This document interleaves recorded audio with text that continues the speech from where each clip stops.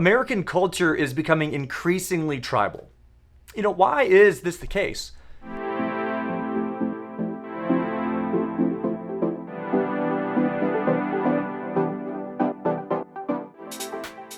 First, I think as humans, we tend to align ourselves with those that share political, cultural, and religious affinities. In other words, people who think and feel like we do. This defines us, and then when we define us, we start to see them. Now, them, or they, are other people or groups of people whose values and worldview conflict with our own. There's a gap between us and them, and at times we fill that gap with distrust and even outright animosity.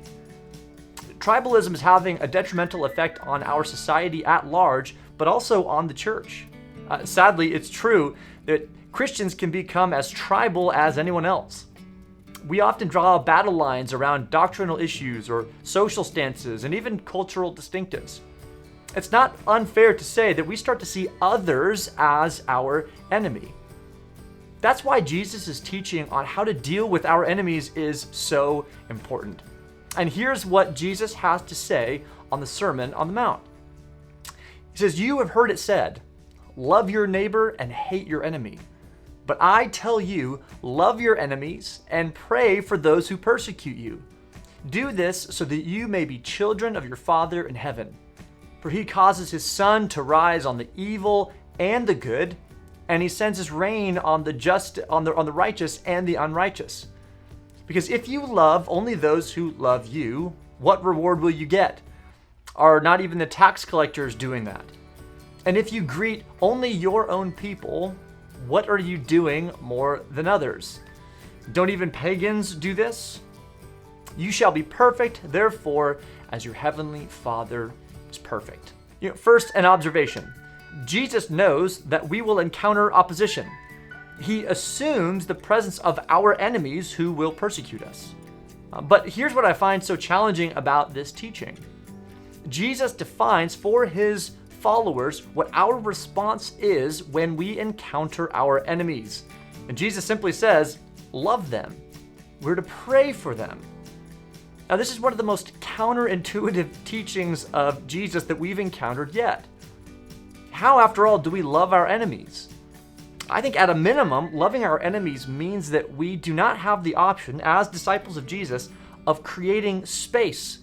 We don't have the option of fueling our animosity. We don't have the option of, frankly, hating our haters. In fact, it's the love of our enemies that Jesus says identifies us as children of our Father in heaven. So, here's a question. Who is your enemy? Is it the Democrats? The Republicans? Is it a member of another religious faith? Is your enemy someone who goes to a different type of church or denomination? Is it someone who has a different skin color? Is it your mother-in-law? Regardless of who they are, Jesus commands his followers to take a step closer, to pray for them, not to pray at them, and most of all, to love. If this seems impossible, remember something that the Apostle Paul says in Romans chapter 5. He says, "While we were God's enemies, we were reconciled to him through the death of his Son." So when you struggle with loving your enemies, remember that God himself first loved his enemies, which are you and me and all of humanity, and he took a step towards us. In fact, he loved us so much that he showed us his love through the death of his Son Jesus on the cross. Thank you so much for tuning in.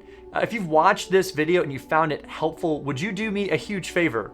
I'd be so grateful if you would take a moment to like and subscribe, as well as enable notifications so that you can get more content like this.